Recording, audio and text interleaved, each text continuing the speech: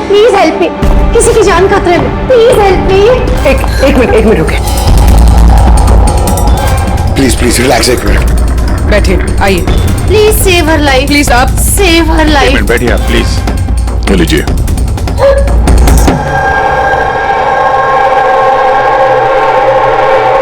बताइए। सर मैं mental health foundation की सुसाइड हेल्पलाइन की वॉलंटियर हूँ। अच्छा। जो लोग डिप्रेशन में होते हैं या सुसाइड करने की कोशिश करते हैं, मैं उनकी काउंसलिंग करती हूँ। एक लड़की, क्या प्रॉब्लम क्या है उसको? Domestic violence sir. वो लड़की कह रही थी कि उसका पति उसे शराब पी के गंदी गंदी गालियां देता है, उसे मारता है और अब तक उसे धमकी भी दे रहा है कि उसे जान से मार देगा, और वो भी उसकी सर्विस पिस्टल से। Service pistol? ये आपको कैसे पता कि उसके पास जो गन है वो सर्विस पिस्टल है? सर ये वर्ड उस लड़की ने यूज किया था, सर्विस पिस्टल। सर कोई आर्मी वाला या पुलिस वाला होगा, तो आपने उसको बोला नहीं कि पुलिस पे कंप्लेन करे जाके? कहा था मैंने उसे। हंसने लगी वो, कहती है कि पुलिस में उसकी कोई हेल्प नहीं कर सकती। आज वो सुसाइड कमिट कर ली। उसके पेट में 7 महीने का बच्चा भी है। My God. अभी थोड़ी देर पहले कॉल किया था उसने। हेलो हेलो दीदी, दीदी मैं बोल रही हूँ। हाँ, ये कैसी हो तुम? दीदी मैं बहुत परेशान हो गई हूँ और अब मैंने डिसाइड कर लिया है, अब मैं अपना डिसीजन नहीं बदलूंगी। मेरी बात सुनो, तुम ऐसा कुछ नहीं करने वाली हो, सुन रही हो ना तुम? आज मेरी गोद भराई है और आपको पता है थोड़ी देर में सारे रिलेटिव्स बस पकड़कर सतारा वापस चले जाएंगे। मैं इस घर में एकदम अकेली रह जाऊंगी उस जानवर के साथ। तुम ऐसा कुछ नहीं करने वाली, मैंने तुमसे पहले भी कहा था ना। प्लीज तुम पुलिस के पास जाओ, पुलिस विल हेल्प यू। दीदी आप जानती है ना मैं पुलिस के पास नहीं जा सकती। तुम अपने होने वाले बच्चे के बारे में सोचो। अरे तुम्हारा बच्चा तुम्हारे पेट में है। उसी के बारे में सोच रही हूँ दीदी। अगर आज मैंने अपना इरादा बदल लिया तो 2 महीने बाद मैं अपने बच्चे को कैसी दुनिया में जन्म दूंगी बताइए। मैं उसे ऐसा बाप नहीं दे सकती।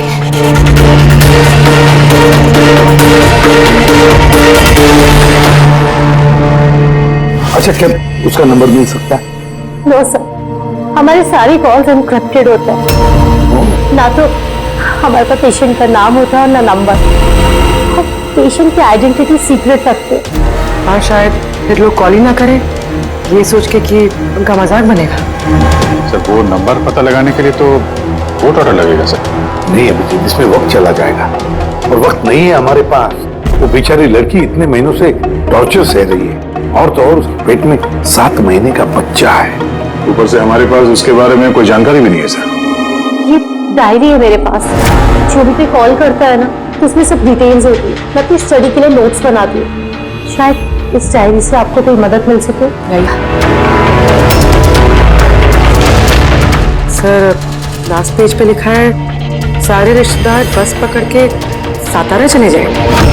तो हमारे पास उस लड़की के बारे में सिर्फ इतनी इंफॉर्मेशन है कि उसके पति के पास एक सर्विस रिवॉल्वर है, और नंबर 2 उस लड़की के पेट में एक 7 महीने का बच्चा है। उस लड़की की फैमिली बस से सातारा जाने वाली थी। सारे टोल नाकों पे इंक्वायरी करो, देखो किसी बस में ऐसी कोई फैमिली है जो शायद गोद भराई करके सातारा लौट रही थी।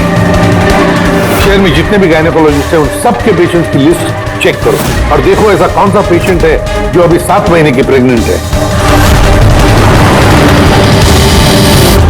सर ये वो आखिरी बस डेपो है जहां से सतारा की बस जाती है।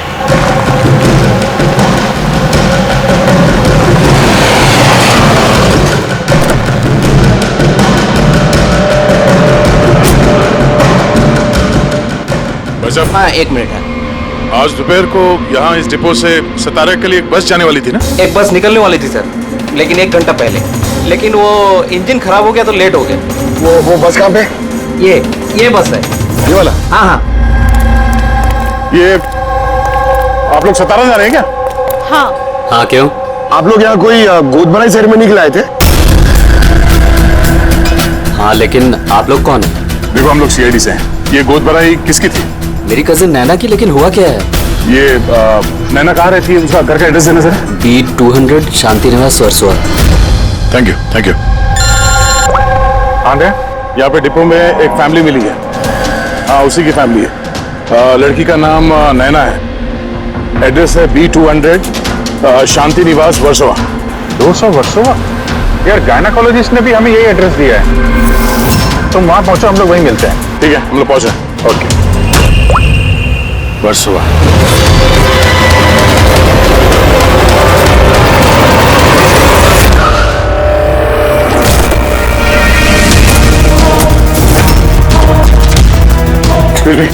हम लोग सीआईडी से। ये नैना का कमरा कहाँ है? हाँ।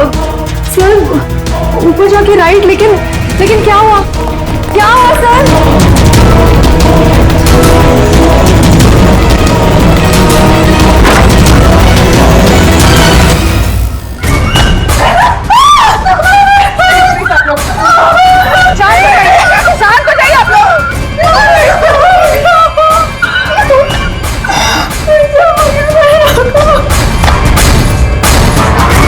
आखिर गोली मारी ली इसने। गोली चिन के नीचे से ऊपर की तरफ चली है। सर काफी खून बह चुका है। लगता है बहुत समय हो गया है। चलो। क्या हुआ? नैना, नहीं। ये क्या हुआ नैना को? इंस्पेक्टर अमन, तुम इसे जानती हो? हाँ, हम लोग ट्रेनिंग एकेडमी में साथ में ही थे। क्यों किया ऐसे नैना ने? ये तो अब आप ही बताएंगे। बताओ। इसे टॉर्चर करते थे, मारते थे, हाँ, डराते धमकाते थे, तो क्या एक्सपेक्ट कर रहे थे तुम? क्या करती है? हाँ, कमिटमेंट ऑफ सुसाइड के लिए अंदर जाओगे तुम? सर ये क्या कह रहे हैं आप लोग? अमन भाई ऐसा नहीं कर सकते। सर आप लोग ये ठीक नहीं कर रहे हैं। सर प्लीज ऐसा मत करिए। कितना मेंटल टॉर्चर हुआ होगा इसे। अपनी सर में गोली मारी। इसको बाहर लेके जाओ। और तुम बाहर चलो। नैना सोसाइटी के बाहर चलिए आप लोग। ऐसा मत करिए। आप बाहर चलिए, चलिए। बाहर आइए आप, प्लीज। बाहर आइए, बाहर चलिए आप लोग। चलिए बाहर चलिए। आखिर वही हुआ जो राधा ने बोला था। गोली मारी ली इसने।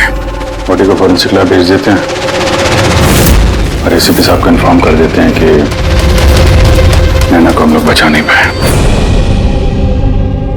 एक मिनट, वो फोन।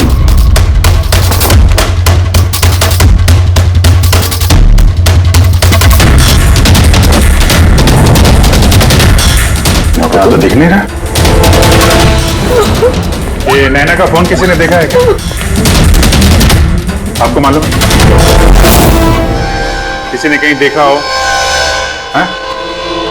सर मैं फोन करती हूँ उसके नंबर पर।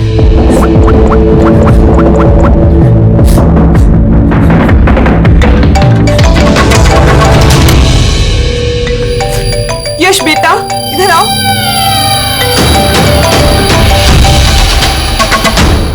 फोन तुम्हारे पास है, निकालो।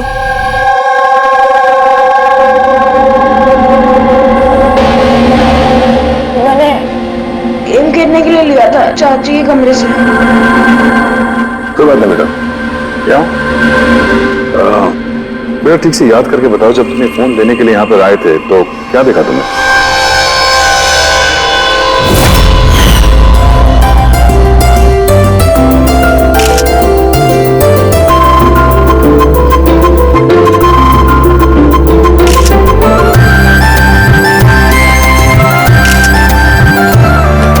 नैना कितनी खुश लग रही है ना। चाची अब मेरे से मोबाइल पे गेम खेलोगे ना? गेम? अभी तो इतने सारे लोग हैं और मेरा फोन भी मेरे रूम में पड़ा है, तो अभी तो नहीं खेल सकते। अगर बाद में खेलो तो चलेगा। अभी ना तुम जाके अपने फ्रेंड्स के साथ खेलो, ठीक है? जाओ। अरे भाई फोटो खिंचाओ ना भाभी के साथ में। मैं जा रहा हूँ।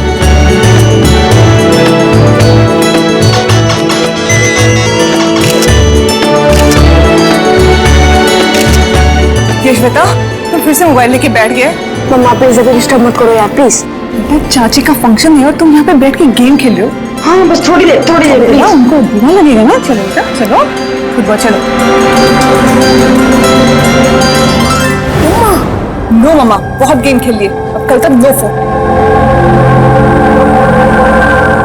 चाची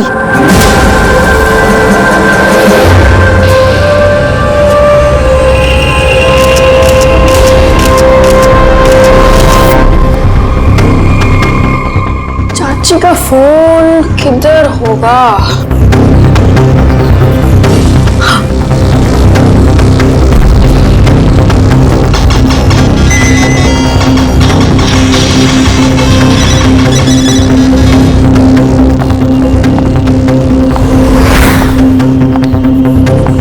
तो चाची आ गई। लेकिन उसके बाद ये फोन तुम्हें वापस कहां से मिला? यहाँ बाहर पड़ा हुआ था। थैंक यू बेटा, आपने हमारी बहुत मदद की।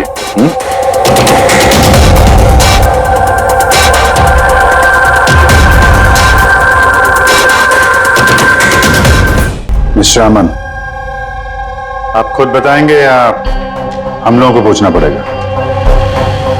तुम खुद एक पुलिस ऑफिसर हो, तुम्हें तो पता होगा कि हम इंट्रोगेशन कैसे करते हैं।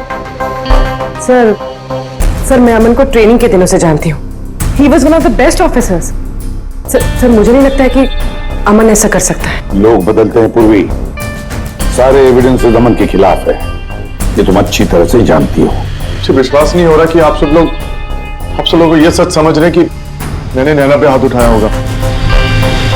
बहुत प्यार करता था मैं उससे, मेरे होने वाले बच्चे की मां बनने वाली थी वो। मतलब मैं उसे कैसे? हाँ तुम, और तुमने उसे टॉर्चर किया और इसलिए वो बेचारी डिप्रेशन में चली गई।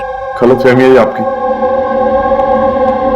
कभी डिप्रेशन में नहीं थी, हमेशा हंसती खेलती रहती थी, मुस्कुराती हुई लड़की थी वो। मतलब वो सुसाइड कैसे कर सकती है वो? अरे तो फिर वो मेंटल हेल्थ फाउंडेशन में बार बार फोन क्यों करती थी? पिछले कुछ महीनों में 10 कॉल। मुझे इसका कोई आइडिया नहीं है। कॉल करके हिस्ट्री डिलीट कर देती होगी, इसलिए तुम्हें पता नहीं चला। सर भाई ऐसा नहीं कर सकते, वो तो नैना से बहुत प्यार करते थे और नैना तो खुश रहती थी। अगर नैना तुमसे खुश थी तो उसने हेल्पलाइन में फोन करके ये क्यों बोला कि तुम उसे टॉर्चर करते हो, उसे मारते हो, उसे धक्का देते हो? क्यों अमन, जवाब दो। फिर भी जवाब होगा तो देगा ना ये। इसकी टॉर्चर की वजह से वो बेचारी डिप्रेशन में चली गई और फिर सुसाइड कर लिया उसने। डिप्रेशन में अक्सर इंसान अपने दिल की बातें किसी से शेयर नहीं करते। हो सकता है इसी वजह से नैना कितनी तकलीफ में थी ये किसी को पता ही नहीं चला। फिर भी एटलीस्ट तुम तो मेरा यकीन करो, यू नो मी वेल, नैना कभी सुसाइड नहीं करेगी, कभी सुसाइड नहीं करेगी। ले जाओ इसे। चलो, आप मेरी बात क्यों नहीं सुन रहे? नैना कभी सुसाइड नहीं कर सकती। चलो सर, मेरी बात सुनिए सर, नैना ने सुसाइड नहीं किया है। सर मेरी बात सुनिए एक बार सर एक बार।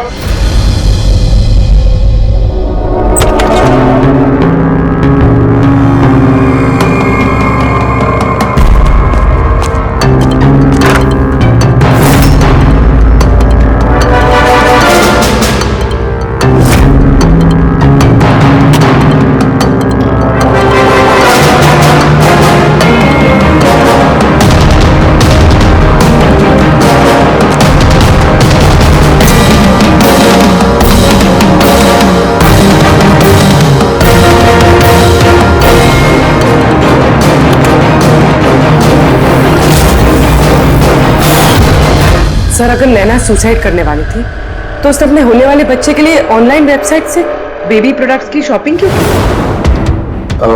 ताकि किसी को शक ना हो सकता है, बट सर आई थिंक ये थोड़ा अजीब है सर। वाकई अजीब है। तो आपको लगता है कि ये अमन और भूमि ये लोग सच बोल रहे हैं? वो तो पता चल ही जाएगा अभिजीत। लेकिन उससे पहले उस गोद भराई वाले फंक्शन में जितने भी नैना के करीब लोग हैं उन सबको बुला। नैना के साथ आपका रिश्ता कैसा था? जी सर, काफी अच्छा था। वो बहुत अच्छी लड़की थी, हमेशा खुश रहती थी।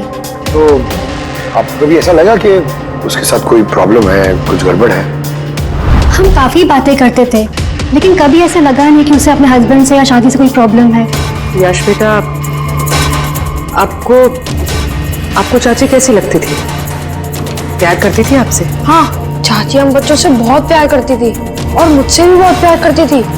उन्होंने अपने फोन में मुझे गेम भी इंस्टॉल करने दिया। अच्छा, चाची ने आपसे कभी ऐसी कुछ बात बोली थी, जैसे उनका चाचा से कोई झगड़ा हुआ हो, कोई फाइट हुई हो, ऐसा कुछ? नहीं, चाची प्रेग्नेंट थी ना, इसलिए बहुत जल्दी जल्दी गुस्सा आ जाता था। और मम्मा ने भी मुझे कहा था कि मैं उनको ज्यादा तंग ना करूं। वैसे नैना के बिहेवियर से आपको कोई डाउट हुआ कभी? नहीं, बिल्कुल भी नहीं। वो तो बहुत खुश थी, पूजा में, फंक्शन में डांस भी कर रही थी। इनफैक्ट बहुत ज्यादा एक्साइटेड थी वो अपने फोटोशूट को लेके। और फोटोग्राफ्स हैं? सर नैना के जितने ही फोटो हैं सब इसी में है। ठीक है, ये हम रख रहे हैं। अभी आप जा सकते हैं। Thank you very much. Thank you sir. Sir, सबको सुनने के बाद तो ऐसा लगता है कि ये अमन सच ही बोल रहा है। अगर नैना इतनी खुश थी तो वो सुसाइड क्यों करेगी? नहीं तो सुसाइड क्यों करेगी? गड़बड़ है अभिजीत, कुछ ना कुछ तो गड़बड़ जरूर है। राधा ने जितनी भी इंफॉर्मेशन देनी थी हमें सब दे दी। अब समझ, एक काम करो, इस मेंटल हेल्थ फाउंडेशन में जाकर इस नैना के बारे में जो कुछ पता चलता है निकाल कर लेके आओ। वहां के ऑपरेटर से भी बात करो, कुरेद कर इंफॉर्मेशन निकालो। शायद कुछ ऐसी बात वो जानती हो नैना के बारे में जो हमारे फायदे की है।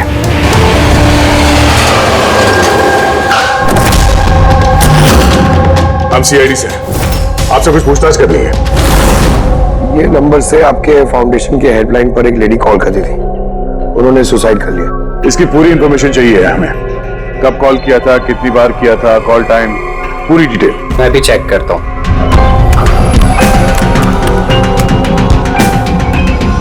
यस सर, इसने काफी कॉल किए थे पिछले 5 महीनों में 10 बार। ये इनसे बात कौन करता था? एक्चुअली सर इनके सारे कॉल्स राधा जी हैंडल करती थी, वो यहाँ पे वॉलंटियर है। जब इनका फर्स्ट टाइम कॉल आया था तब भी राधा जी की शिफ्ट थी, और उसके बाद ये जब भी कॉल करते थे तब यही बोलते थे कि इन्हें राधा जी से ही बात करना है। इस कॉलर के बारे में कुछ याद है? कोई खास बात, कुछ अजीब हुआ हो? उस कॉलर के बारे में सर? हाँ सर, एक बार हुआ था सर। ये देखिए सर, एक ही दिन में 2 बार कॉल आए थे सर। तो इसमें अजीब क्या? मुझे याद है सर, जब पहला कॉल आया था।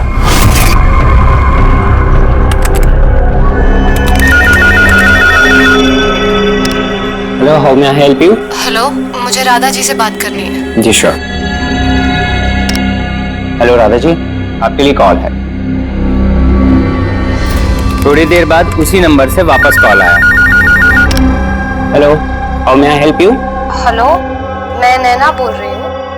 कुछ टाइम पहले आपके पास मेरे नंबर से कोई कॉल आई है ना, और 7 मिनट आपसे बात भी हुई है। आप प्लीज मुझे बताएंगे आप कहाँ से बात कर रहे हैं? मैम, ये मेंटल हेल्थ फाउंडेशन का हेल्पलाइन नंबर है। हम लोग उन लोगों की काउंसलिंग करते हैं जो डिप्रेशन में आके सुसाइड अटेम्प्ट करने की कोशिश करते हैं। What? Suicide helpline? Yes ma'am. Mostly caller sir अपना नाम कभी नहीं बताते, लेकिन इन्होंने आगे से खुद ही बता दिया। सर, नैना ने राधा को कभी अपना नाम नहीं बताया था, तो फिर वो एक ऑपरेटर को क्यों बताएगी? हमें इस नंबर की कॉल हिस्ट्री चाहिए। 1 महीने पहले नैना के फोन से किसी ने हेल्पलाइन पे फोन किया था, और ये रहा उसका रिकॉर्ड।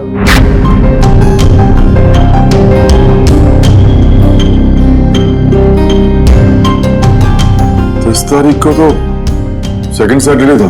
तो क्या हुआ? क्योंकि सेकंड और 4th सैटरडे ये घर पे हाउसी खेला करते थे। तो मतलब उनमें से कोई? ये 2 कॉल तो दोपहर के दिखा रहे हैं। हाँ, उसकी सारी फ्रेंड्स दोपहर में आते थे। कितने फ्रेंड्स? यही कोई 8-10। तो क्या तुम नैना की इन सारी फ्रेंड्स को जानते हो? सबको तो नहीं, पर काफियों को जानता हूँ। मेरी बहन भूमि भी आती थी।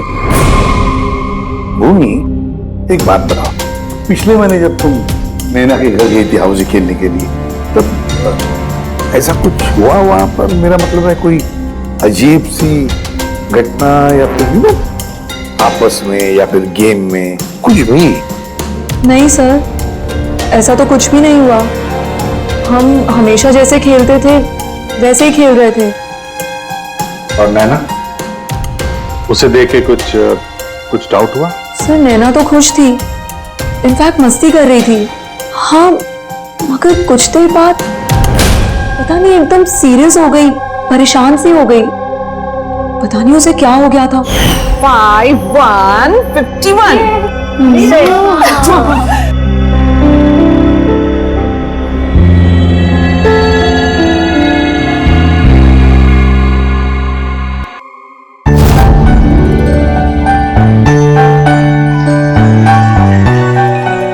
है इसका जो होने वाला बेबी है ना, बहुत लकी है वो।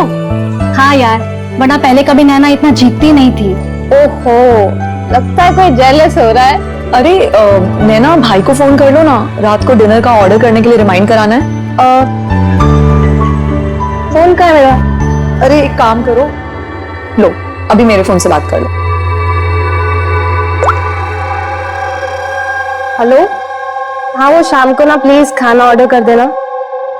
नहीं बस यही याद दिलाना था। ये लो, पर मेरा फोन कहाँ है यार, मुझे समझ में आ रही ही रखा था। नैना, वो रहा तुम्हारा फोन वहाँ टेबल पर। वहाँ किसने रखा? मैंने तो फोन वहाँ रखा ही नहीं। रखा होगा ना? नहीं यार, मुझे याद है मैंने नहीं रखा।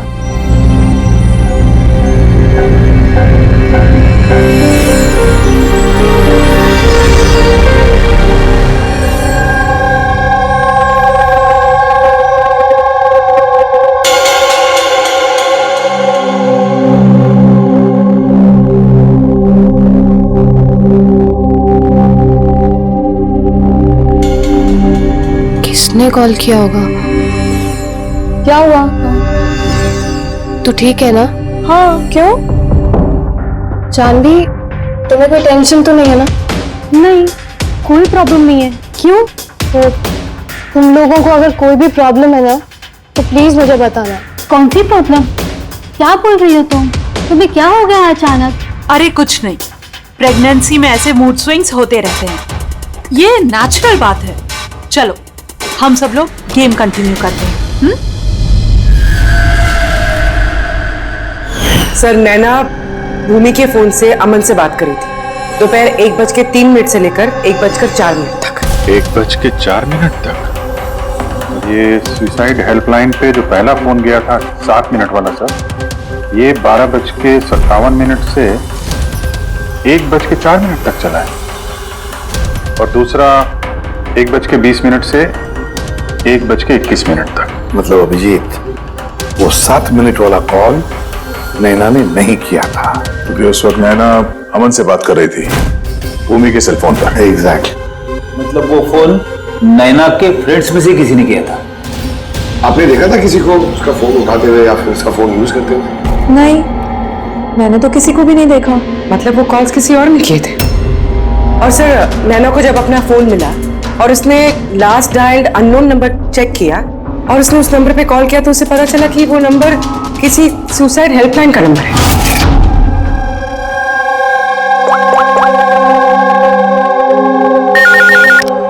Hello, how may I help you? Hello, मैं नैना बोल रही हूँ।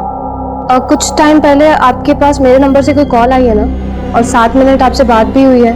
आप प्लीज मुझे बताएंगे आप कहाँ से बात कर रहे हैं? मैम, ये मेंटल हेल्थ फाउंडेशन का हेल्पलाइन नंबर है। हम लोग उन लोगों की काउंसलिंग करते हैं जो डिप्रेशन में आके सुसाइड अटेम्प्ट करने की कोशिश करते हैं। व्हाट? Suicide helpline? ये जानकर वो परेशान हो गई और सोच में पड़ गई कि सुसाइड कौन करना चाहता है।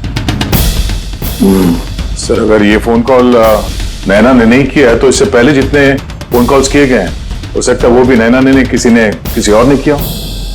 भूमि, तुम हाउसी खेलते वक्त डायरी रखते हो ना? मेरा मतलब है स्कोर रखते हो ना हर प्लेयर का? बस वो डायरी हमें चाहिए। Okay sir. ये हर सेशन में ये 4 नाम है सर जो हमेशा मौजूद होते थे।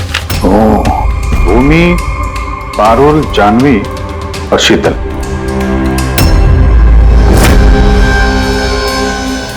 राधा, कोशिश करके बताओ। सुनो इन तीनों की आवाज। देखो, इन तीनों में से किसी ने तुमसे बात की थी? मैं ऐसा क्यों करूंगी? मैं अपनी लाइफ में बहुत खुश हूँ। मैं सुसाइड क्यों करूंगी? अगर मुझे फोन करना होता तो मैं अपने फोन से करती, नैना के फोन से क्यों?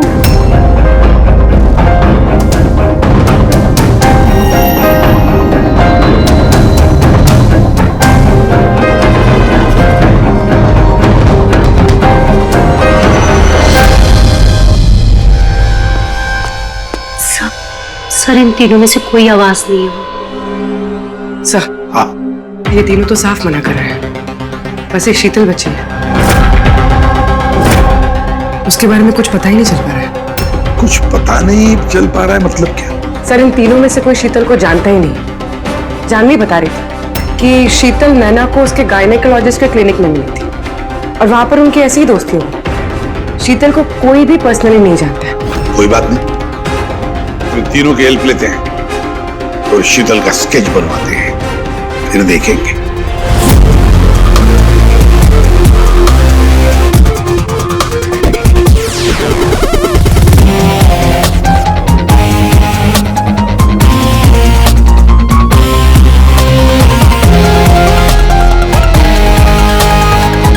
शीतल नैना से इसी गायनेकोलॉजिस्ट के क्लिनिक पे मिली थी। डॉक्टर मीना, जरा स्केच को ध्यान से देखिए। क्या ये लड़की आपके यहाँ इलाज कराने के लिए आती थी? I don't think so. मुझे तो ऐसा कुछ याद नहीं आ रहा कि ऐसी कोई लेडी मेरे पास कभी आई भी थी। है कौन ये? इसका नाम शीतल है। अब हम समझ सकते हैं कि आपके यहाँ इतने सारे पेशेंट्स आते हैं तो सारे पेशेंट्स का नाम याद रखना तो मुश्किल ही है। राइट, बट मैं अपने हर पेशेंट को पर्सनली जानती हूँ एंड आई एम श्योर कि शीतल नाम की कोई भी पेशेंट मेरी कभी थी नहीं। ये जो सीसीटीवी कैमरा लगा है आपके क्लिनिक में, इसकी फुटेज मिल सकती है हमें? I don't think so, because उसका स्टोरेज फुल हो गया था, इसलिए हमें वो डिलीट करना पड़ा। Okay, anyways, thank you.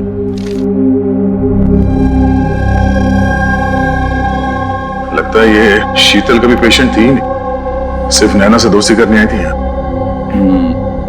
यही प्लान था उसका कि नैना से दोस्ती करके उसके घर में घुसने का। प्रोफेशनल फ्रॉड लगती है, रोकना पड़ेगा उसे। तुमने इसे देखा है? ये तो शीतल है, नैना की फ्रेंड। ये अक्सर घर पे आती थी। नैना और शीतल की दोस्ती कब और कैसे हुई कुछ मालूम है तुम्हें? नहीं, मैं नहीं जानता, पर क्या फर्क पड़ता है? जब मेरी नैना नहीं रही तो इन सबका ये क्या पागलपन है, हा? जरा सोचो, अगर तुम निर्दोष हो तो इसका मतलब है कि कोई तो तुम्हें फंसाने की कोशिश कर रहा है। तुम्हें नैना की मौत का जिम्मेदार ठहरा कर उसे फायदा होने वाला, इसीलिए वो तुम्हें फंसा रहा है। हा? कौन हो सकता है जिसे तुम्हारे और नैना के लिए नफरत है? मैं नहीं जानता। तो फिर भूमि कहीं प्रॉपर्टी के चक्कर में उसने तो नहीं? नहीं, भूमि ऐसा कभी नहीं कर सकती, क्योंकि वो तो नैना से बहुत प्यार करती थी। तो कोई प्रोफेशनल राइवलरी? एक पुलिस वाले के तो हर जगह दुश्मन होते हैं। नहीं, मेरे साथ ऐसा कुछ नहीं था। मैंने अपनी ड्यूटी में ना तो कभी किसी गैंगस्टर को पकड़वाया, ना ही किसी बड़े गैंगस्टर को मारा, कभी रिश्वत नहीं ली। पूरे करियर में बस एक बार गोली चली मुझसे। किस पर गोली चलाई थी तुमने? छोटा मोटा फ्रॉडस्टर था विशेष, उसे अरेस्ट करने गए थे तो बस वहीं गोली चल गई।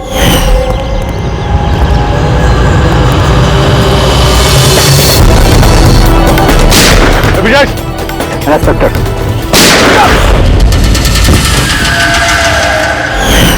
शायद इस विशेष के किसी भाई या रिश्तेदार ने बदला लेने के लिए ये सब किया। नहीं, जब हम उसे अरेस्ट करने गए थे तो कोई उसका फैमिली वाला नहीं था, शायद वो अनाथ था।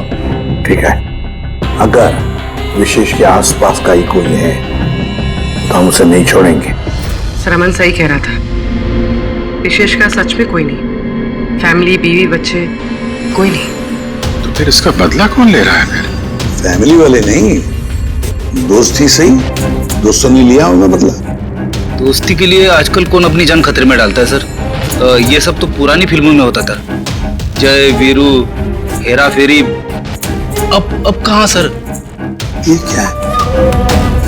सर, एक स्टोर की चोरी में विशेष के साथ एक और नाम है, रेखा। रेखा? दोनों ने मिलकर बहुत सारी चोरियां की है। तो फोटोग्राफ्स क्यों नहीं? ये लोग भेस बदल के चोरी किया करते थे सर, शायद इसलिए। और जब विशेष मर गया तो ये जोड़ी टूट गई होगी और रेखा अकेली पड़ गई होगी। रेखा? पता है मुझे ये रेखा कौन है? सर, हमारे खबरी ने रेखा का यही एड्रेस बताया।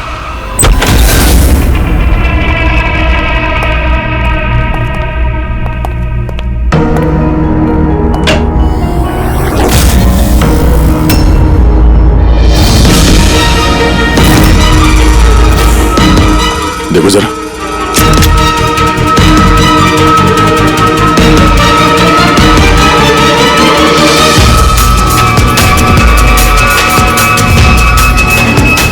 सर, मर चुकी है। जरा पलटो इसे।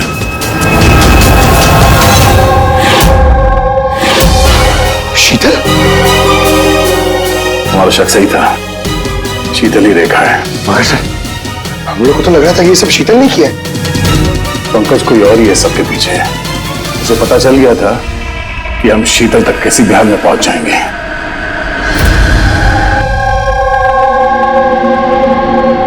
अरे का इसके गर्दन पे यहाँ पीछे की तरफ घाव है, इस तरफ घाव है, इसका मतलब खूनी कहीं इसके पीछे की तरफ खड़ा हो। देखो यहां पर घाव है चाकू का, तो खूनी पीछे की तरफ खड़ा हो सकता है, तभी वार ऐसा हो सकता है, राइट? हाँ सर, और मुझे लगता है शायद ये खूनी को जानती थी, क्योंकि इस घाव के अलावा शरीर पे और कोई भी हाथापाई या कोई स्ट्रगल के निशान नहीं है। राइट, हो सकता है जानती, लेकिन एक बात पक्की है, ये खूनी तो जानती थी या नहीं जानती थी, लेकिन ये बात पक्की है कि खूनी इसके पीछे बहुत करीब खड़ा था। देखो जितनी ताकत के साथ ये इस्तेमाल किया गया चाकू, ये बहुत करीब खड़ा होगा तो जोर से मारेगा। और एक बात, जो घाव है ये हमें बताता है कि किसी ने अपने बाएं हाथ का इस्तेमाल किया है। देखो अगर बाएं हाथ से चाकू मारा गया होता तो घाव का ये ऐसे एंगल नहीं होता, तो बाएं हाथ का इस्तेमाल किया गया है। तो इसका मतलब ये खूनी डेफिनेटली एक लेफ्ट हैंडेड है। बिल्कुल, ये खूनी लेफ्टी है। और देखो एक बात और, जितनी ताकत के साथ ही इस्तेमाल किया गया, सपोज कोई दाएं हाथ का आदमी बाएं हाथ में चाकू लेकर के इस्तेमाल करेगा तो इतना गहरा घाव अपने बाएं हाथ से नहीं कर सकता। ये वही कर सकता है जो वाकई में एक लेफ्टी हो। खब्बू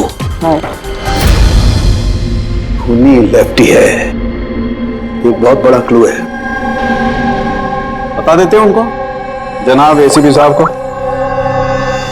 हाँ जी प्रद्युमन साहब। हाँ बोल सर, उनकी बोल। एक बहुत बड़ा क्लू हाथ लगा है।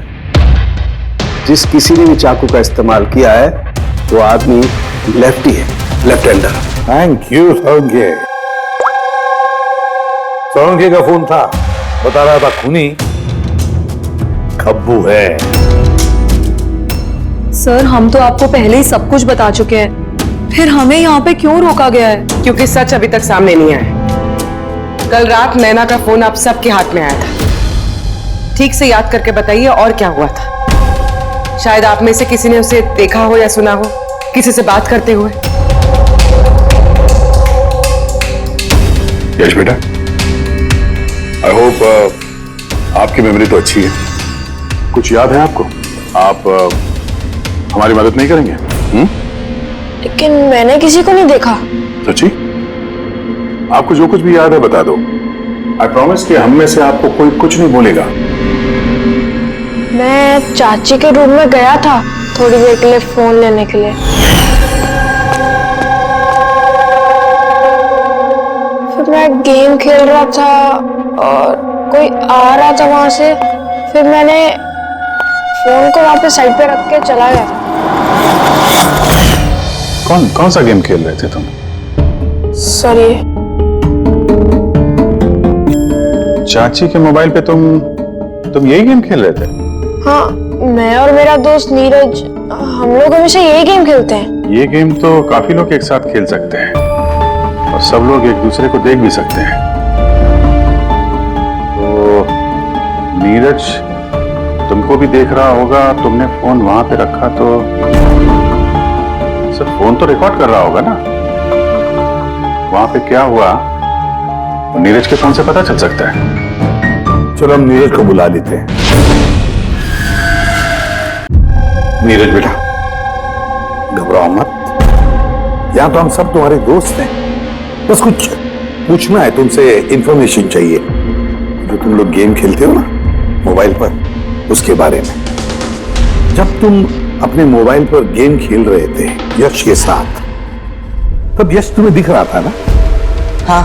अच्छा तो और बताओ, कि जब तुम यश को देख रहे थे तो क्या तुमने यश के पीछे किसी और को देखा? नहीं, सिर्फ यश ही था। 1 मिनट सर, जब यश वापस आया ना तब तक स्क्रीन लॉक नहीं हुई थी। स्क्रीन लॉक नहीं हुआ था मतलब? सर मतलब गेम एक्टिव थी, और जब गेम एक्टिव होती है तब वो अपने आप स्क्रीनशॉट्स लेती है। तो उस वक्त भी लिए होंगे, और सारे स्क्रीनशॉट फोन में से होते हैं। हाँ सर। लाइक अपना फोन लाइए। Thank you.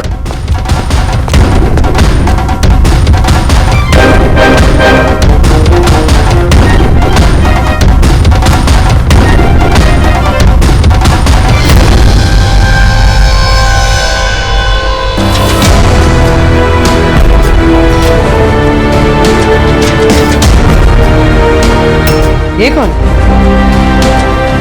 ये नैना तो नहीं लगती? नहीं, ये नैना नहीं है।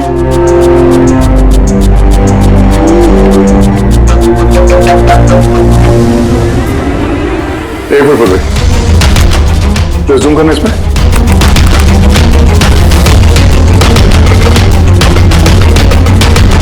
मेहंदी और लेफ्ट हैंड। इसके हाथों में मेहंदी इतनी फैली हुई क्यों है? वो इसलिए अभी क्योंकि ये हाथ जिस औरत का है वो औरत वहां बाकी सारे लोगों के हाथों पर मेहंदी बनाने आई थी। खब्बू थी वो। सबसे पहले उसने शीतल से हेल्पलाइन पर फोन करवाया। वो राधा को कॉल ट्रांसफर करिए ना प्लीज। Ji sure. मुझसे और सहन नहीं होता है दीदी। फिर उसने शीतल को पैसे दिए और कहा, नैना आपके रूम में आपका कोई मेहमान आपको बुला रहा है। और मौका देखते ही उसने नैना को गोली मार दी। आखिर है कौन ये मेहंदी वाली औरत? मुझे नहीं पता वो कौन थी। इनफैक्ट कोई भी नहीं जानता था उसे। नैना ने कहा था कि शीतल ने रिकमेंड किया है उसे, और वही लेकर आई थी अपने साथ में। और वो भी नहीं पता कि उसे क्यों लाया था। अपना काम भी ठीक से नहीं कर रही थी वो, बद्दी से मेहंदी सबको लगा रही थी। देखना जानवी कैसे मेहंदी लगा रही है, ये बराबर से लगा भी नहीं रही है। आपको मेहंदी लगाने नहीं आती क्या? ऐसा लग रहा है किसी ने बना के मिटा दिया। वो मेहंदी इतना खराब लगा रही थी तो शीतल ने उसे क्यों भेजा? किसी को भी शक होगा। कौन हो सकती है? मुझे पता है सर, वो हमारी आंखों के सामने थी।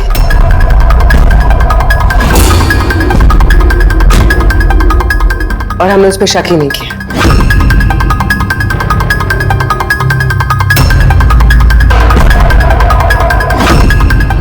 आप आगे आइए।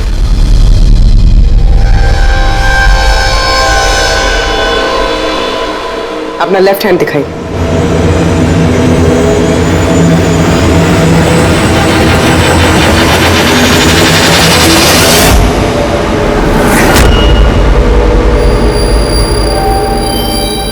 ये देखिए सर। राधा जी? सर मैंने इनकी वो डायरी घंटों तक देखी है। उसमें भी इंक ऐसी फैली हुई थी जैसे इनके हाथ में ये मेहंदी फैली हुई है। जो भी लेफ्ट हैंडेड होता है वो जब किसी कागज पर लिखता है तो ऐसे ही लिखता है। तो जो कुछ लिखा हुआ है पहले ही उसके ऊपर से उसका हाथ घसीटता है और वो स्याही या फिर रंग लग जाता है हाथों पर, जैसे राधा के हाथों पर लगा है ना? क्यों मारा तुमने नैना को? क्या बिगाड़ा था उसने तुम्हारा? है? क्योंकि तुमने मारा मेरे विशेष को। जान ले ली तुमने मेरे विशेष की।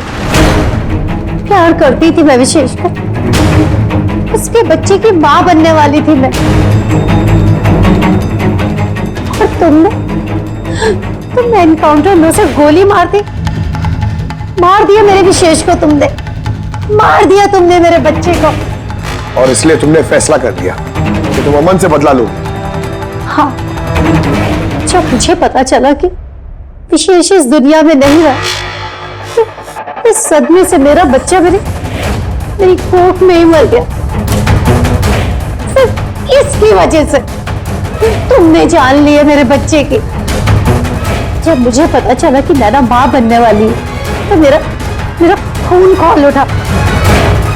जो जो खुशी मुझे नहीं मिली वो खुशी मैं नैना को कैसे दे सकती थी। मार डाला मैंने नैना को, मार डाला उसे। तो इसीलिए तुमने मेंटल हेल्थ फाउंडेशन में एज ए वॉलंटियर नौकरी करना शुरू कर दिया। और शीतल ने तुम्हें नहीं, तुमने शीतल को काम दिया नैना से दोस्ती करने का। हाँ, शीतल को मैंने भेजा था नैना के घर।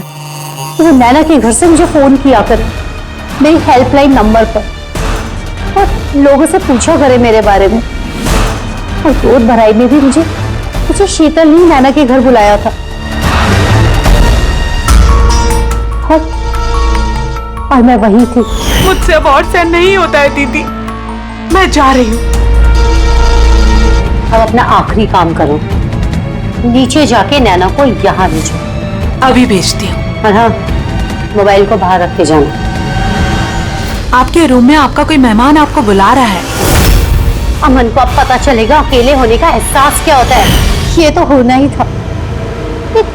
एक माँ से उसका बच्चा छीनकर वो माँ बनने जा रही थी, इसीलिए मैंने मार डाला नैना को। और उसके बाद होशियारी करके तुम सीआईडी के पास भाग के आई ताकि हमको तुम पे शक ना हो और हम अमन के पीछे लग जाए। और जब तुमने देखा कि हम लोग अमन को अरेस्ट नहीं कर रहे तो तुमने शीतल को भी मार दिया अपनी गवाह मिटाने के लिए। राधा, ये कैसा बदला लिया तुमने? कानून तुम्हें कभी माफ नहीं करेगा। कड़ी से कड़ी सजा होगी तुम्हें। जिंदगी भर जेल की सलाखों के पीछे बैठना पड़ेगा।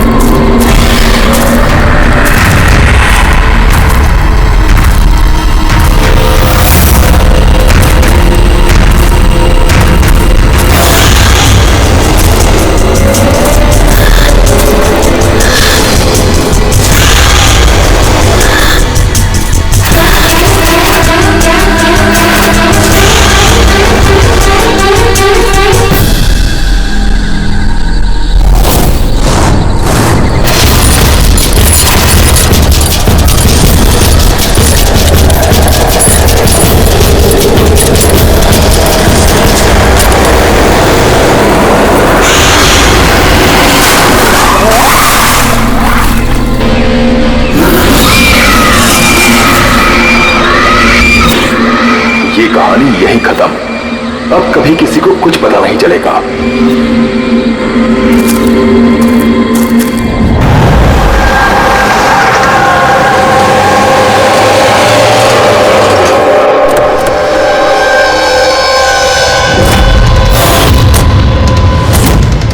गाइस, हो क्या रहा है? कोई मुझे बताएगा? यू गाइस यू नो ना सिचुएशन क्या चल रही है। पापा और भाई दोनों फोन नहीं उठा रहे। पापा, प्लीज दरवाजा खोलो। कहीं देखो ना, कोई दरवाजा ही नहीं खोल रहा है। पापा, मिथुन काका,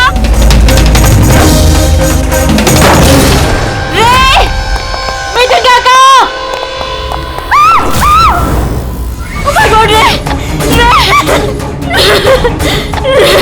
oh my God, my bro,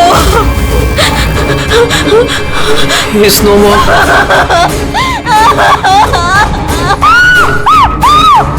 मिथुन काका, मिथुन काका, मिथुन काका, मिथुन काका, बेहोश।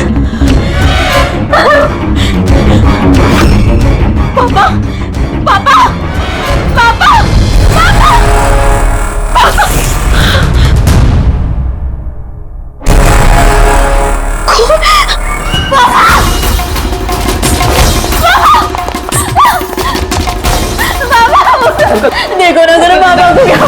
शीतल अंकल से प्लीज प्लीज जल्दी डॉक्टर को बुलाओ कर। काम करने का। आरा अंकल डोंट एम्बुलेंस को कॉल करो, एम्बुलेंस को कॉल करो अर्जेंट।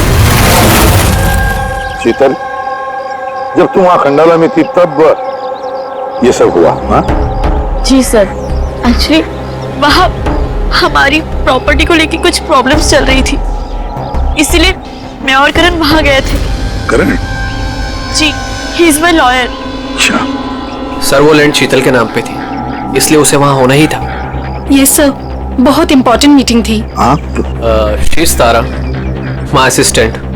हाँ तो शीतल, जब तुम खंडाला में जा रही थी तब घर पर सिर्फ तुम्हारे पिताजी कल्याण जी और तुम्हारा भाई रे और ये मिथुन था, है ना? हाँ सर, एक्चुअली करीब 8 साल पहले एक एक्सीडेंट हुआ था जिसमें पापा की आईसाइट चली गई।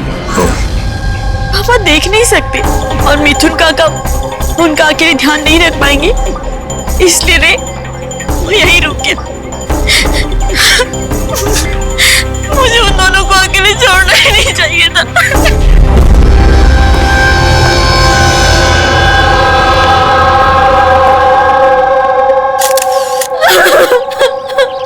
शांत हो जाओ। एक बात बताओ शीतल, तुम कह रही थी कि उनको अकेले छोड़कर जाना ही नहीं चाहिए था, क्यों? ऐसे क्यों लगा तुम्हें? क्या तुम्हें डर था कि उनकी दोनों की जान को खतरा है, ऐसे कुछ होगा? नहीं सर, पर इतना जरूर पता था कि रे की उसके फ्रेंड्स के साथ ना कोई बड़ी प्रॉब्लम चल रही थी। फ्रेंड्स के साथ? और वो लोग एक दूसरे को ब्लैकमेल कर रहे थे किसी चीज को लेके।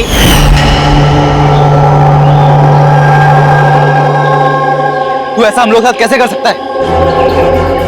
एक बार फिर से सोच ले, अगर यही तेरा फाइनल डिसीजन है तो जानता है कि क्या होगा।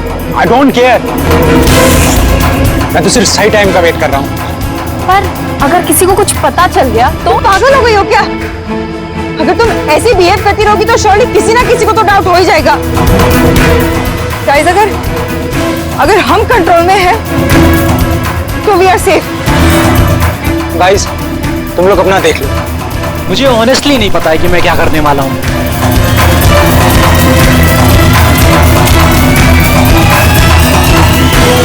मुझे रे पे बिल्कुल भरोसा नहीं है। I can't trust him. अगर इसका मुंह खुला तो हम सब फंसेंगे, उससे पहले इसका मुंह बंद करना पड़ेगा। शीतल, जो भी तुम्हारे भाई के साथ हुआ उसका बहुत दुख होता है। I am so sorry. एक बार तुम्हारे पिताजी को होश आ जाए ना तो सारी बातें साफ हो जाएगी। वैसे मिथुन, कल रात तुम यहीं पर थे ना? क्या हुआ, क्या जरा ठीक से बताओ। शरीर पे कोई बड़ा घाव नहीं है, बस छोटी मोटी चोटें हैं, लेकिन हाँ फ्रैक्चर थोड़े ज्यादा है। समझ में नहीं आ रहा है इसकी मौत हुई कैसे? मैं अपना काम कर रहा था, अचानक लाइट चली गई और किसी ने मेरा मुंह बंद कर दिया। मैं बेहोश हो गया साहब। जब आंख खुली तो आप सामने थे, बाकी को कुछ याद नहीं आ रहा सर। ठीक है, रो मत। सर, मौत की वजह तो पोस्टमार्टम के बाद ही पता चलेगी। कुछ समझ में नहीं आ रहा है सर। जिसने भी खून किया है सोच समझ के किया है, बड़ा ही चालाक है खूनी। एक काम करते हैं, इस घर को फिर से अच्छी तरह से चेक करते हैं।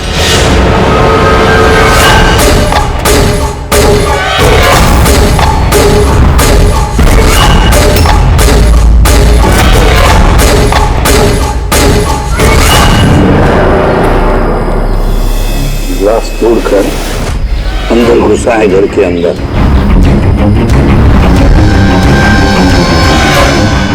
ये देखो, खून लगा है उसका अंदर घुसते वक्त या भाग जाते वक्त।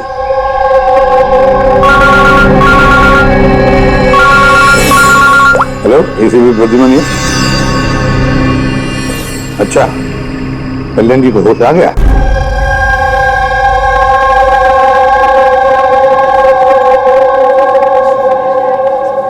पापा? कल्याण जी, मैं सीआईडी से एसीपी प्रद्युमन। आप मुझे बता सकते हैं क्या हुआ? मैं अपने घर पर था, मुझे तो सिर्फ आवाजें सुनाई देती। रे जोर जोर से चिल्ला रहा था, चीजें यहाँ वहां फेंकी जा रही थी, बहुत शोर था, पता नहीं क्या क्या हो रहा था। और फिर सडनली बाएं हाथ से कोई भाग कर आया और उसने मुझे चाकू मार दिया, शायद बाएं हाथ से। अब इससे पहले कि मैं रे को कुछ रे ठीक है, रे ठीक तो है? शीतल, शीतल, शीतल तू कुछ बोल क्यों नहीं रही? हे भगवान, हे भगवान। जो भी कुछ हुआ हम उसे बदल तो नहीं सकते, लेकिन जिसने भी आपकी बेटी की जान ली है उसे सजा दिलाने की पूरी कोशिश करेंगे। हाँ कल्याण जी, आपने कहा कि कोई बाएं साइड से आकर उसने आप पर चाकू का वार किया है, लेफ्ट हैंड साइड से। ये कुछ खास बात याद आती है उस आदमी के बारे में? हाँ, कोई खास बात? हाँ, वो जरूर लेफ्ट हैंडेड था, लेफ्ट हैंडेड था वो। ये आप कैसे कह सकते हैं? सर, मुझे पता चल जाता है, मेरी सेंसेस बहुत स्ट्रांग है। उसने जब मुझ पे वार किया, मैंने उसका हाथ पकड़ लिया था और वो इतना स्ट्रांग था, वो जरूर लेफ्ट हैंडेड था सर, 100% लेफ्ट हैंडेड था। तो क्या डॉक्टर साहब, ये जो जख्म है इनके शरीर पर, वो वाकई किसी कब्बू आदमी ने बनाया? यस सर, घाव के निशानों के हिसाब से यही लगता है। चलो सर, कुछ तो सुराग हाथ लगा। हाँ, ये चारों के चारों दोस्त रे को धमका रहे थे। गड़बड़ है, कुछ न कुछ तो गड़बड़ जरूर है इन चारों में। तनिषा, अंकिता, विवान और सैम। उठाओ इन चारों को, उठाओ।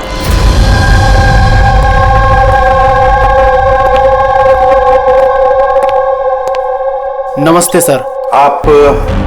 मैं सैम का फादर हूँ। पिछले 2 हफ्तों से सैम से मेरी कोई बातचीत नहीं हुई। अब मैं आपको कैसे बताऊं कि वो कहाँ पर है? मैंने उसको कई बार फोन किया, लेकिन उसका फोन ही नहीं लग रहा। मैं तनिषा की माँ। अब उससे फोन करके मैं क्या पूछूं? ये तनिषा ने खुद मुझे कहा था कि वो अपनी हॉलीडे एक्सटेंड कर रही है, कुछ दिन वो फ्रांस में रहना चाहती है। और मैं अंकिता का भाई हूँ, just for name sec. Dad को बातों में फंसाकर 80% प्रॉपर्टी उसने अपने नाम पर कर ली। मैं क्यों फिक्र करूं सर उसके बारे में? सर, मैं अंकिता के बारे में कुछ नहीं जानता। हाँ sir, what I just know sir, वो 2 हफ्ते पहले दिल्ली गई हुई थी कुछ मार्शल आर्ट कैंप के लिए। जी सर, मैं विवान का फ्रेंड। उसके डैड के पास इतना पैसा है कि वो घूमता रहता है, होगा कहीं हॉलीडे पे। मतलब ये चारों पिछले 2 हफ्तों से शहर से बाहर है और आप में से कोई भी उनके टच में नहीं है। ठीक है, थैंक यू वेरी मच। आप लोग जा सकते हैं। अगर जरूरत पड़े तो आप लोगों को हम फिर से बुला लेंगे। Thank you. जरा 1 मिनट, क्या आप बता सकते हैं कि सैम, तनिषा, विवान और अंकिता, इन चारों में से कोई लेफ्ट हैंडेड है, कब्बू है? हाँ सर, मेरा बेटा सैम लेफ्टी है। अच्छा, क्यों सर? नहीं, ऐसे ही, ऐसे। हाँ, आप लोग जा सकते हैं। Thank you.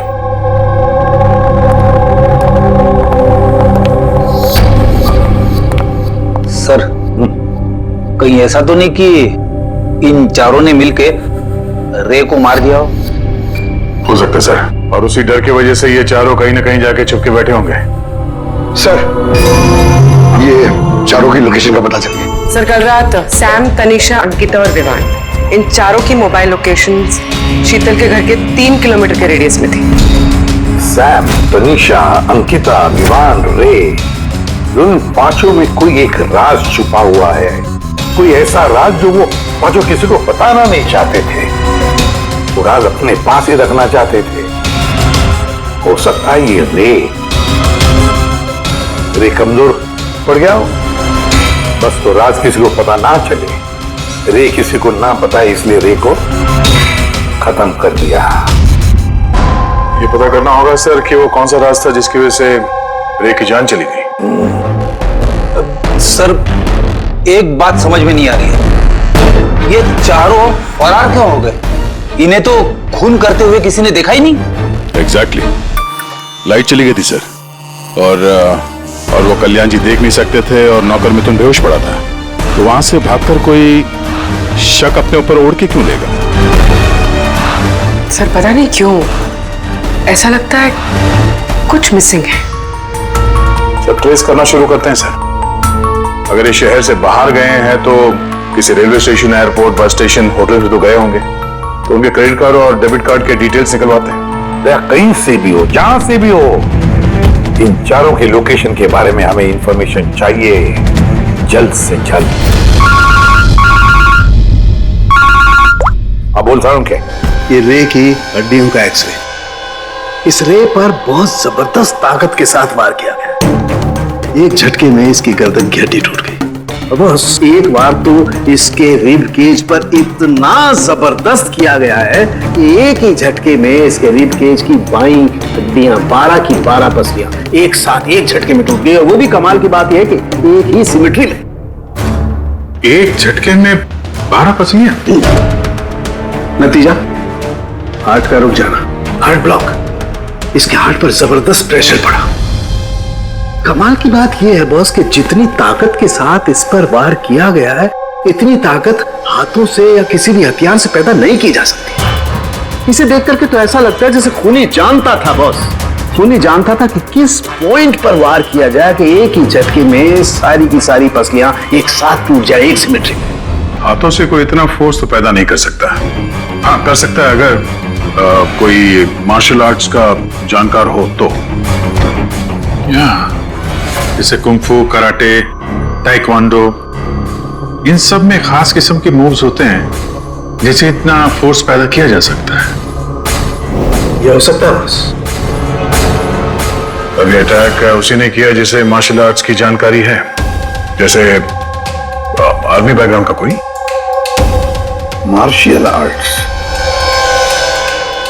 वो लड़की भी तो गई है ना दिल्ली में मार्शल आर्ट्स का कैंप अटेंड करने के लिए। क्या नाम है उस लड़की का? अंकिता। अंकिता के भाई ने तो हमें ये बताया। Sir what I just know sir, वो 2 हफ्ते पहले दिल्ली गई हुई थी कुछ मार्शल आर्ट कैंप के लिए।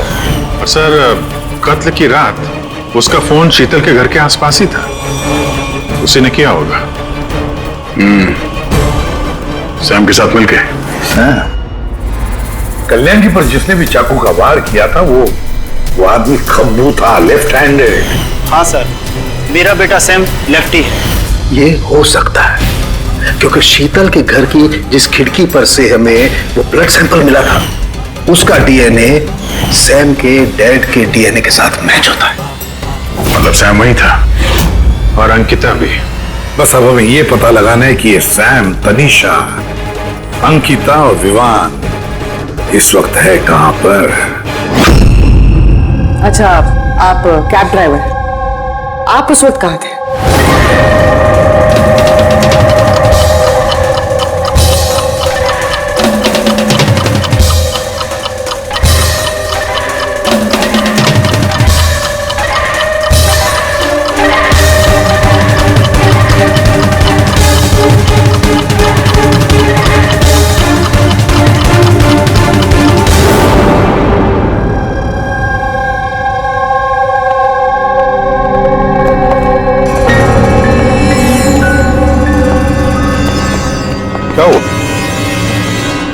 सर सैम एक टूरिस्ट टैक्सी लेकर पूना चला गया। टैक्सी ने जहां उसे ड्रॉप किया उसका एड्रेस थोड़ी देर में मिल जाएगा। सर पिछले 24 घंटे में ये तनीषा ने पंचगनी में अपना एटीएम कार्ड 3 बार यूज किया सर। ये अंकिता तो बड़ी अजीब है। दिसंबर 2017 में इसने बोरिवली के ज्वाला डी मार्केट से 5 सिम कार्ड खरीदे थे। हाँ सर, ये वही जगह है जहाँ पे यूज सिम कार्ड मिलते हैं। और सर ये सब के सब 10 दिसंबर 2017 को महाबलेश्वर गए थे और 14 दिसंबर को लौटे। सर इन्हें लग रहा था कि इन्हें कोई पकड़ेगा नहीं, लेकिन इनसे एक गलती हो गई। ये जो अंकिता है सर, इसने जो सिम कार्ड्स लिए थे उसकी लोकेशन हमें महाबलेश्वर से 15 किलोमीटर आगे हाउस में मिली। हाँ, brilliant job, absolutely brilliant job. बस अब नाउ नो वेस्टिंग टाइम, हम टीम बनाते हैं और काम शुरू करते हैं। लेकिन सर 5 सिम कार्ड, वो भी यूज्ड, कर क्या रहे हैं ये लोग? जो भी कर रहे हैं करने दो, पर पछताएंगे जरूर, बहुत पछताएंगे।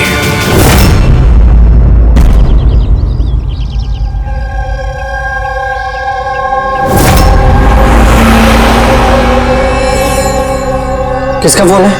किसी विवान का है। विवान का कैसे हो सकता है? तुमने ठीक से सुना ना? अब उसने विवान का, तो विवान ही होगा, मुझे क्या पता, आप बात करो। हेलो, कौन बोल रहा है? ध्रुव, मैंने बोला था कि आज के बाद हम कांटेक्ट में नहीं आएंगे। तो कॉल क्यों किया? और तुझे पता कैसे चल रहा कि मैं यहाँ हूं?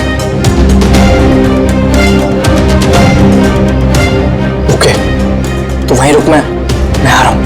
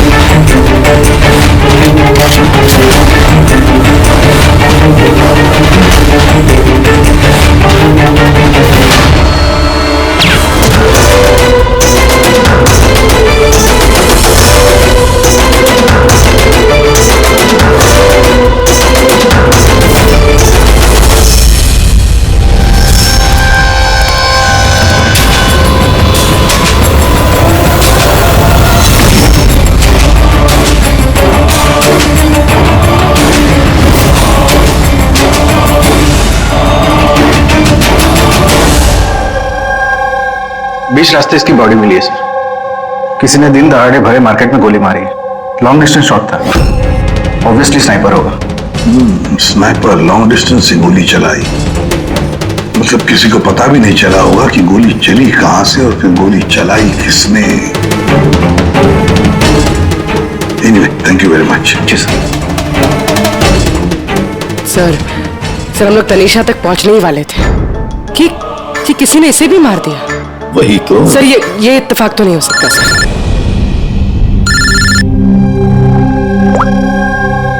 हेलो, क्या? ठीक है। क्या हुआ? सर, पुणे पुलिस स्टेशन से फोन था, किसी ने सैम को मार दिया। What? Oh my God. Sir, वो जिस लॉज में रुका था उसी लॉज के पास। सर ये जरूर विवान और अंकिता का ही काम है। ये कोई सीक्रेट है जिसे छुपाने के चक्कर में ये लोग आपस में एक दूसरे का खून कर रहे हैं। अपनी जो भी है उसे पता कैसे चलता है कि हम किसके पास जाने वाले हैं? 4 में से 2 बच गए हैं, विवान और अंकिता।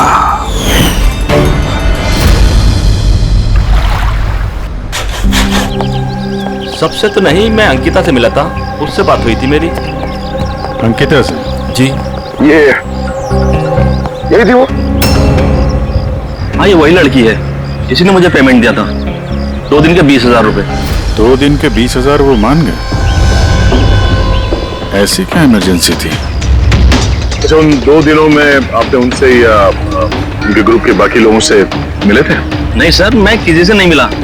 मैंने उस लड़की को ऑफर किया था कि हमारे पास कुक और क्लीनर दोनों हैं, लेकिन उस लड़की ने मना कर दिया कि मुझे कोई हेल्प नहीं चाहिए। तो उसने कहा कि आप 2 दिन के बाद आइए जब हम यहाँ से चले जाएं। और 2 दिन के बाद जब मैं वापस आया तो यहाँ सब कुछ वैसा का वैसा ही था, कोई गंदगी नहीं, कोई कचरा नहीं, सब साफ सुथरा था एकदम। अच्छा, उसके बाद आपने ये जगह किसी और को दी? नहीं सर, हमें जगह का रिनोवेशन कराना था, इसके लिए हमने जगह बंद कर दी थी। आपके क्लीनर को जरा बुलाइए, उससे कुछ बातचीत करना चाहते हैं। मैं भेजता हूँ।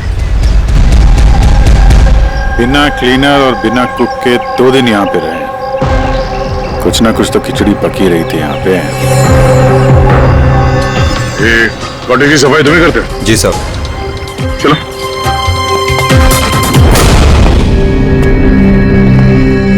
अच्छा, जब वो 5 लोग यहाँ से गए, उसके बाद जब तुमने यहाँ की साफ सफाई की तो कुछ मिला इधर उधर या कुछ अजीब लगा तुम्हें? नहीं सर, वो लोग तो बहुत अच्छे थे।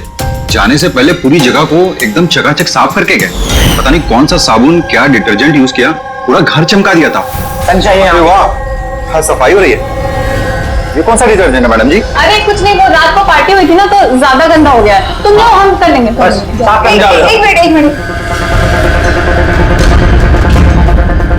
ये लो, ये लेके जाओ। हाँ, जाओ।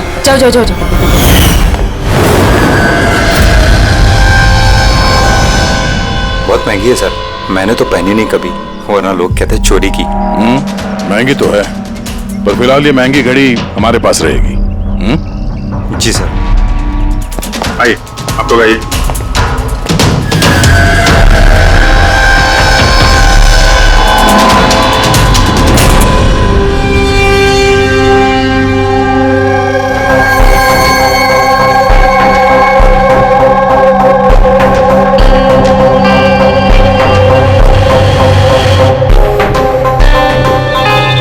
सर, सैम, तनीषा और रे तीनों का तो मर्डर हो गया है।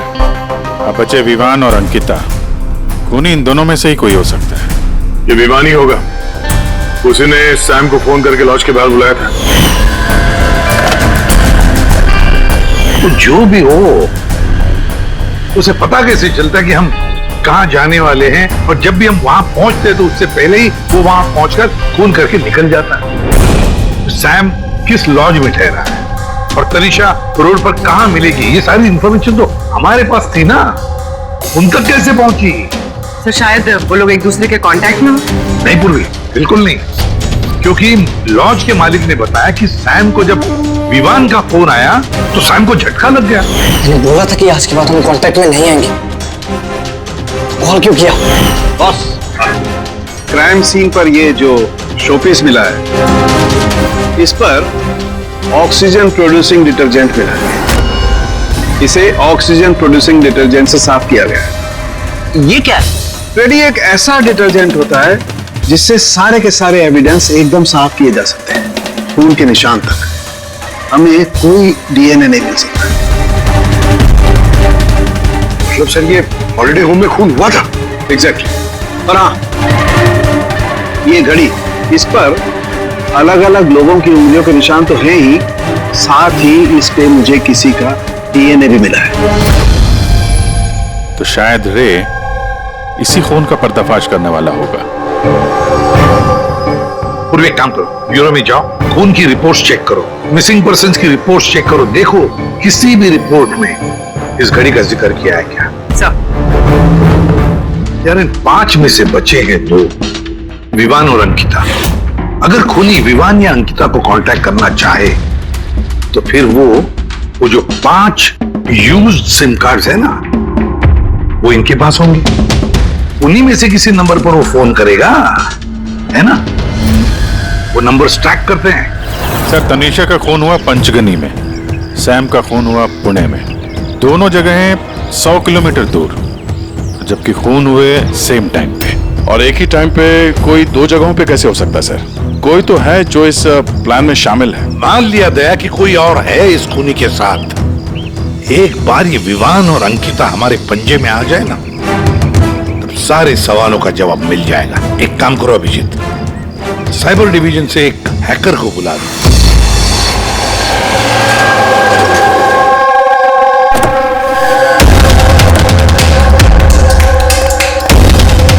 इसमें पूरे पैसे है ना?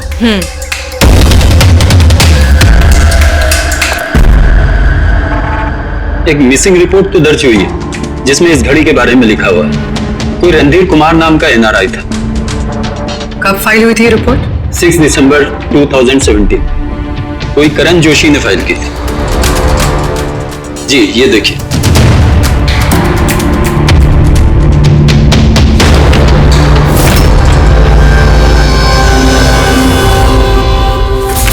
Thank you.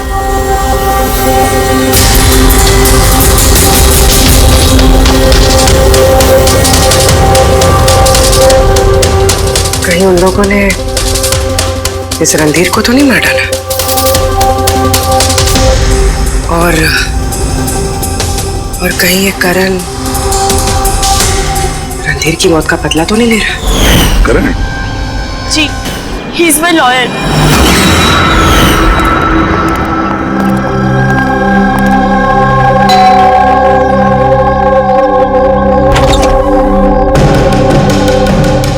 Good to see you. I hope इसमें पैसे पूरे हो गए। हाँ पूरे पैसे हैं। आओ अंदर। देखो हम लोग जहां भी जाते हैं उससे पहले खुनी को कैसे पता चल जाता है? मे बी आप लोगों की लोकेशन को ट्रैक कर रहा था। You mean GPS tracker? जी। Cell phone? Yes sir. एक काम करो, तो हमारे सेल फोन चेक करो।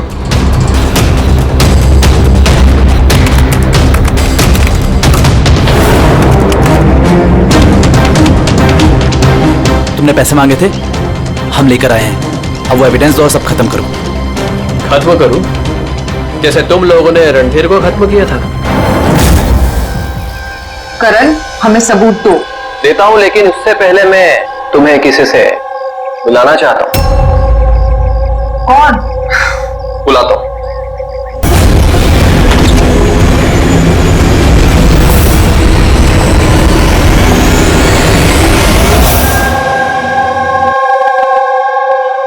सर देखिए, आप लोगों के फोन हैक्ड हैं। व्हाट?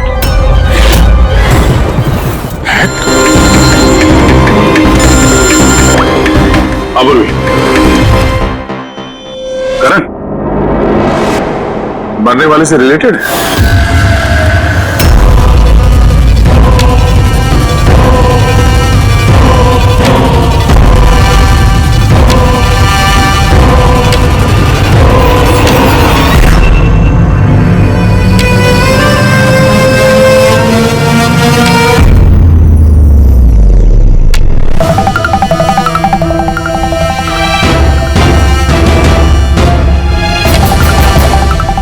जो सजा रणधीर तुम लोगों को देने वाला था, अब हम तुम्हें देंगे। जैसे सैम,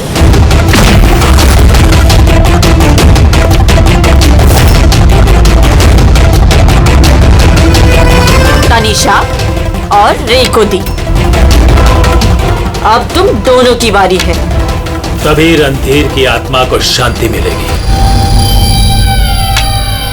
इसी घर में मारा था ना तुमने रणधीर को?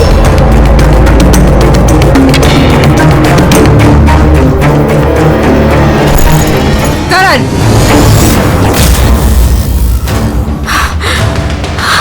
तुम्हारे पास कोई सबूत नहीं है ना? तुमने हमें फंसाया है ना? हाँ?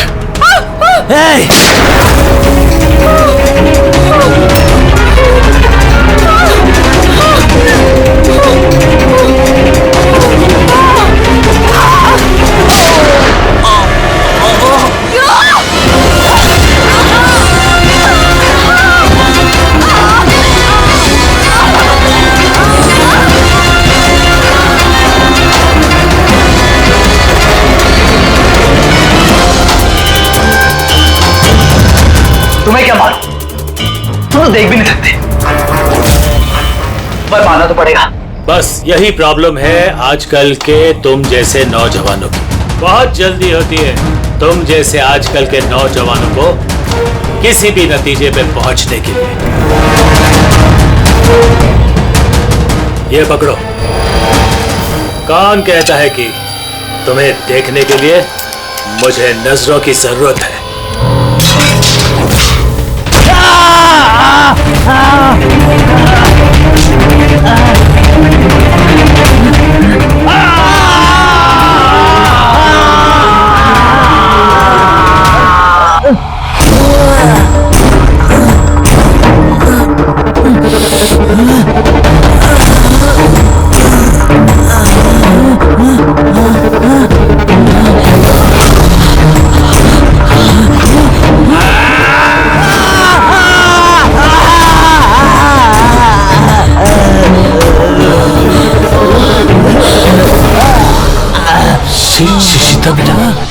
तुम ठीक तो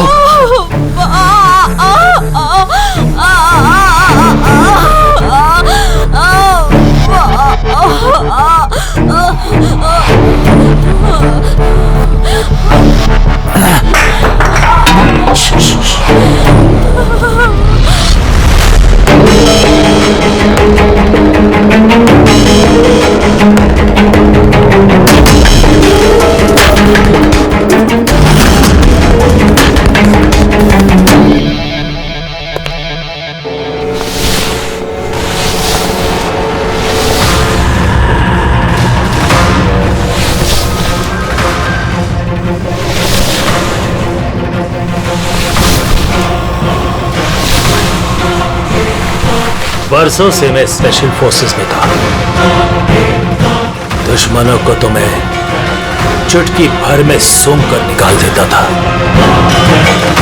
फिर तुम तो बच्चे हो।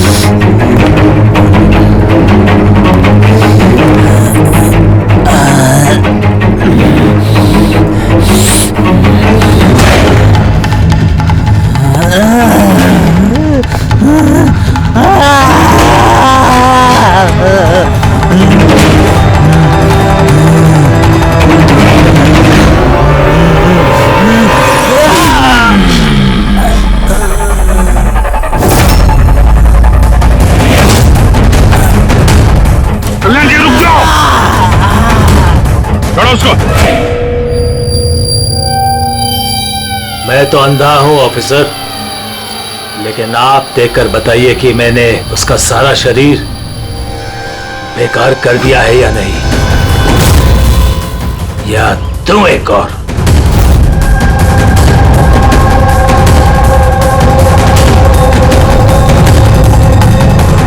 शीतल रणधीर तुम्हारा भाई था और कल्याण जी रणधीर तुम्हारा बेटा है ना, और ये सब करने के लिए तुमने सीआईडी का इस्तेमाल किया, क्यों? सही समझा आपने।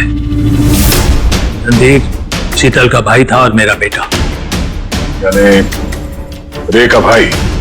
नहीं, रे मेरा बेटा नहीं था, उसे तो सिर्फ मैंने इस्तेमाल किया था।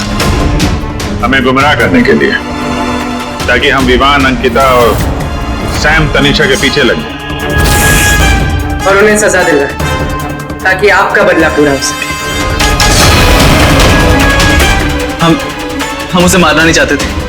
रणधीर एक्सचेंज प्रोग्राम का स्टूडेंट था, एकदम सीधा लेकिन बहुत पैसे वाला।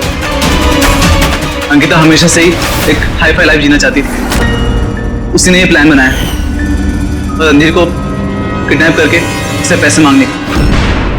कितना रैंसम मांगा था तुम लोगों ने? 5 करोड़। फिर भी मार दिया तुमने उसे। रणधीर भाग रहा था, अंकिता को गुस्सा आया और उस 1 सेकंड के नॉनसेंस पन में उसने उसे मार दिया और हम सब घबरा गए, कुछ समझ नहीं आया कि क्या करें। तो उसकी बॉडी लेकर हमने लेक में डाल दिया।